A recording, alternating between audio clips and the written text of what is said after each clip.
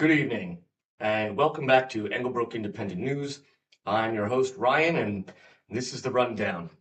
Today's rundown is very tragic. Over the weekend, there have been at least six mass shootings scattered all throughout the country, um, where obviously, horrific, and it's hard to know what the motivations were behind these, and in fact, they don't seem to be connected at all. For example, there was a shooting in Alexandria, Louisiana on Highway 71 that injured four people.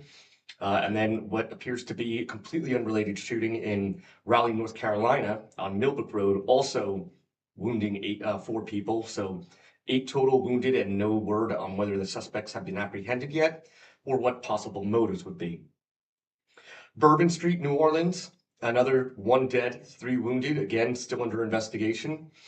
Um, and then the ones that we started to get an idea on.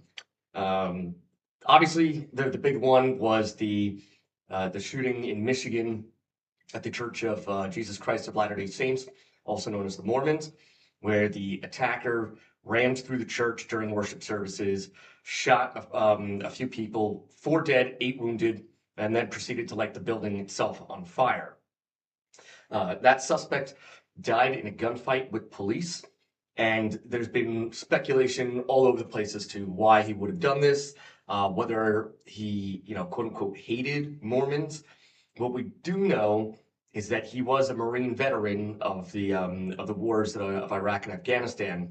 Not exactly sure of his, or should say, his exact service record is unclear, but it's clear that he was most likely suffering from some kind of post-traumatic stress disorder, which may have been a huge contribution to this event here.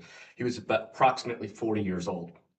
And another one, very similar, another Marine veteran, approximately 40 years old, is Southport, North Carolina, three dead, eight wounded.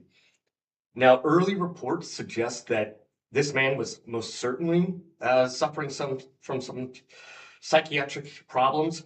His mother had commented that he needs help. He changed his name, and it's most likely, it's not confirmed yet, but it's most likely because of paranoid delusions.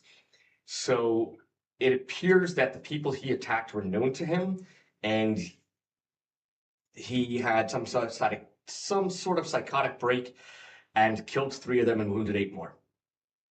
And then last one, we have the Kickapoo Lucky Eagle Casino in Texas, where two were killed and five were wounded. Again, suspect was taken into custody, but no immediate clear reasons why this attack happened. There's obviously very something serious going on in this country where mostly young men between the ages of about 16 and 30, but obviously in some of these cases, significantly older than that, are losing their minds and just shooting people that in public places. I don't really know what to say about it right now because it seems like we keep going over this over and over again, where it's very clearly, particularly one type of people that are committing these acts. And what could be the reason why? Well, there was a lot of talk about political rhetoric. That seems not to be the case in some of these scenarios here.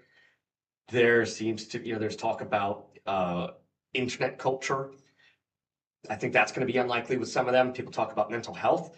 That's probably going to play a factor in some of these, but I think we're looking at multiple factors coming together, resulting in these killings.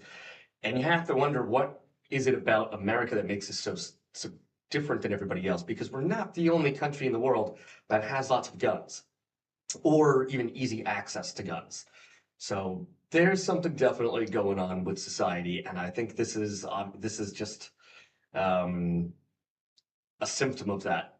So, I mean, we're going to keep you updated and all the rest of this, try and find out what the motives were.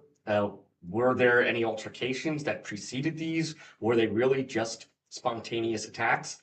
And as soon as we have that, we'll let you know. It's not a fun part of the job, but it is part of the job. So thanks for stopping by. And as always, don't forget to subscribe.